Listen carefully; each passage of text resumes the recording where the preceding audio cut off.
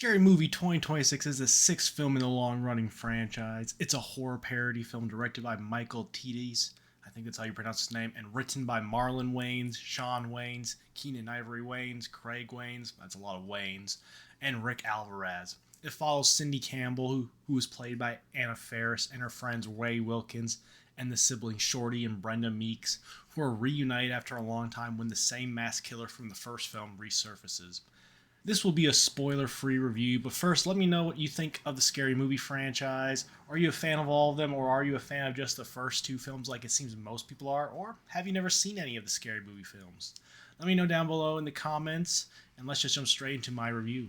Starting off with the good, no matter what I feel or anyone feels about this movie, I think it's great to see the Wayans family back into having some amount of creative control. They were the people who started the whole thing back in the day, and having them back after basically being forced out by the franchise is great. They were screwed over by the Weinstein Company, but because they are thankfully gone, the Wayans coming back to the franchise they started is just great to see. And it just feels like a poetic justice that they are back in control and the Weinstein Company is no longer here screwing over the industries, even though some of the practices still might be. Anna Faris and Marlon Wayans both are great as their characters. Even after so long, they seem to have effortlessly been able to jump back into them, seemingly not missing a beat at all. Their mannerisms, their characterizations are great continuations of the characters from the first two movies, and they really seem to be giving this movie their all. Not everyone who comes back seems to be giving this movie their all, but Anna Faris and Marlon Wayans are trying their hardest to make this movie work with what they are given. While most of the new actors aren't anything special or interesting at all, I will say Olivia Rose Keegan as Sarah Campbell is really great. She does a great job at emulating Anna Faris's character. All the mannerisms just feel like a one-to-one. Both a little added flair to not make it seem like she's just doing a carbon copy of her mother.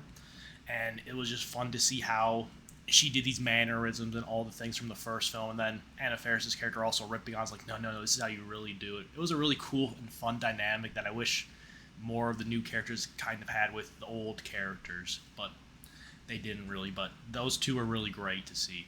There's a scene towards the end of the film that I will say is done very well, while also being a callback to how the first film ended.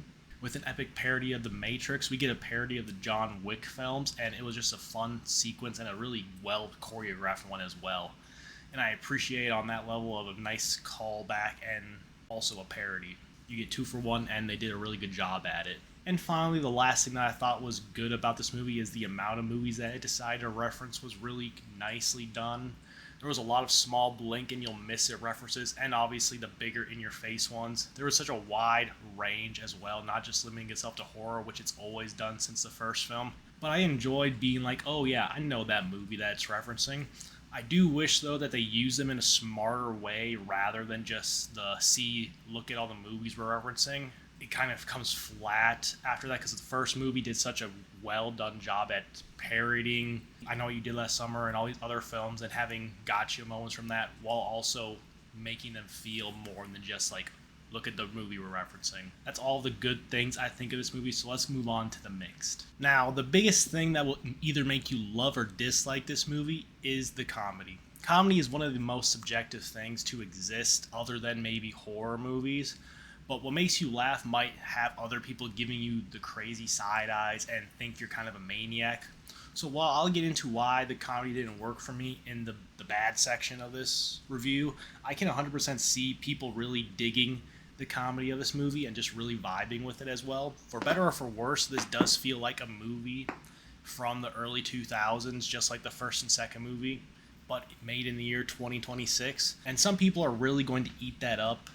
But to me, what worked in the year 2000 and 2001 doesn't really work now. Moving on to the bad, like I said in the mix, this will come down to if you vibe with the comedy that it's going for, and for me, I was rolling my eyes for the most of the movie. This is not to say I didn't chuckle at anything. There were some nice gags and funny moments, but when you're going for a joke a minute kind of movie, to me, you have to make sure those jokes are really well done, and you just don't get that here. For a movie that has the tagline, every line will be crossed, the lines being crossed aren't even things that are pushing the boundaries anymore.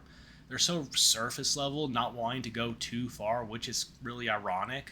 But if your tagline is every line will be crossed, why don't you just go for broke with your jokes? Who cares if you're gonna piss people off? I'm one of the people who say nothing is off limits when it comes to comedy. It really all just depends on the setup and how the delivery comes out. Some of the darkest stuff can be really funny, even if it makes you feel bad for laughing at it afterwards, but that's what comedy is supposed to do. But in Scary Movie 6, every joke that they come up with has either been done before 1,000 times or has just been done better and funnier. I don't think there's a single joke that tries to really push the limit that it thinks it's doing. To me, a lot of this movie's jokes are going for the lowest common denominator, and that seems to be working because a lot of the jokes had people laughing out loud in my crowd. So maybe this is really just me. Like I said, comedy is really subjective, but it didn't work for me at all. Obviously, it's working for a lot of people. Another big issue is this movie has the basic structure of Scream 5, but to me, the movie felt like a Family Guy episode more than anything else. All the references felt like just cutaway gags. I haven't seen the original Scary Movie in a few years now, but that movie's jokes and the movie reference, to me, they felt like they just rolled one into another.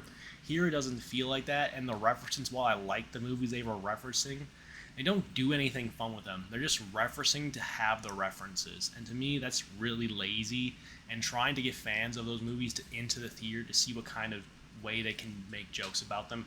But they're not done in any meaningful way, and they're not using the story of Scream 5 to really try to push the parody of it like they did with Scary Movie 1 back in 2000. And finally, the last thing I'll say is I think Shawn Wayans and Regina Hall are kind of just phoning it in. Now, this could have been just because of the script didn't give them anything to do, and they did try their best with what they were given. But compared to Anna, Marlon, and even Olivia Rose Keegan, it's just night and day to me. Sometimes it's hard to jump back into characters like that, so I can understand, but they just didn't do it for me. And even if they had a much better script, I don't think they'd be doing much more with it than what we already have, which is kind of a shame because a big selling point for this movie to a lot of people that I saw online is seeing the old cast again. And when half of the returning cast is just doing all right to phoning it in, it really takes a lot out of that part of the marketing. This movie doesn't do much for comedy, doesn't push the lines, and the original cast doesn't really do much, except for Anna Faris and Marlon Wayans. Everyone else just seems like they're going with it. Everything is like an SNL skit.